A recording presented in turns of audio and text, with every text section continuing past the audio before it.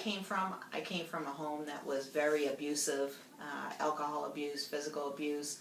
I had some sexual abuse, so I had a lot of issues when I was growing up, and got hooked on drugs at a very early age, and got into a lot of trouble, locked up several times, and it ended up that I was on the streets, homeless, and addicted to heroin and every other drug you can imagine. I was pretty much a stereotype junkie, and at the end of my addiction, I ended up homeless. I lost my children. I wanted to die every day. I was hopeless. I was walking death, and I believed that there was a God, but I just didn't believe that God wanted anything to do with me. I was found overdosed in the middle of a hurricane on the railroad tracks right before I got clean, and whenever I came to, I remember finding out that my son was going to be put up for adoption because I had missed another court date, and I did not want my children to grow up knowing that their mom died with a needle in her arm and could not get clean and was raised by strangers. And I ended up showing up to the courthouse for a case and with my children, and God had been working through my family, and my brother showed up to court and asked me if I wanted to die or if I was ready to get clean. And if I was ready to get clean, he was going to help me do that and fight for custody of my son. And you know, I was given another chance at life, and I didn't know if I could stay clean. I didn't know what God had planned for me. I didn't know if he had a plan for me. I just knew I didn't want to live the way that I was living, and I ended up getting clean.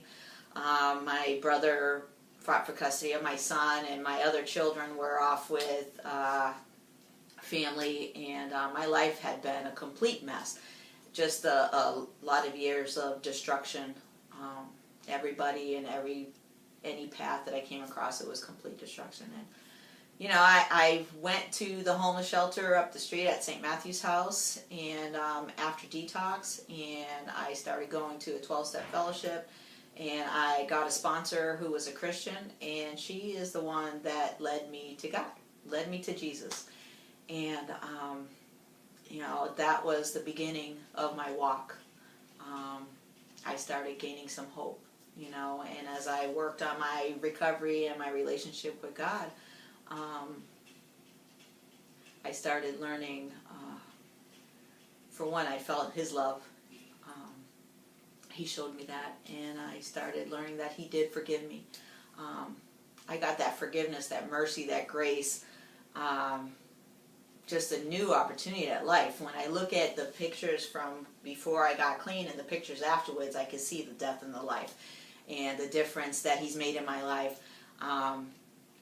I've gotten my kids back. I was reunited with my daughter after 18 years that I had given up. I've been given a husband. When I got here, I didn't have any kids. Now I have 5. You know, I have 2 step-kids. I have a life that's worth living today. You know, I get to share my experience and help other people, you know, that are struggling. I've just been blessed beyond measure. You know, from somebody that was homeless in the streets and had been locked up and had a 7th grade education, I went back to college. I got an MBA.